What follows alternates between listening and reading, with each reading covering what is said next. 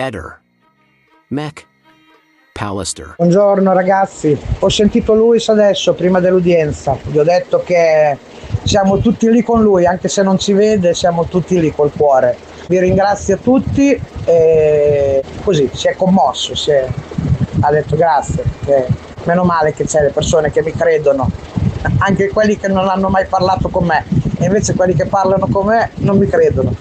E niente, adesso incrociamo le dita e speriamo che almeno il GUP faccia una mitigazione se vuole, ma non penso che vorrà, ma speriamo, dai, speriamoci per 2 minuti.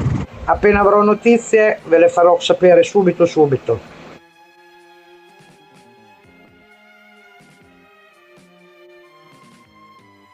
Rispetto per Liliana, no, con le mani si può fare quello che vuoi, capito? Con le mani si può fare tante cose. Rispetto per Liliana, questo chiedo io, basta.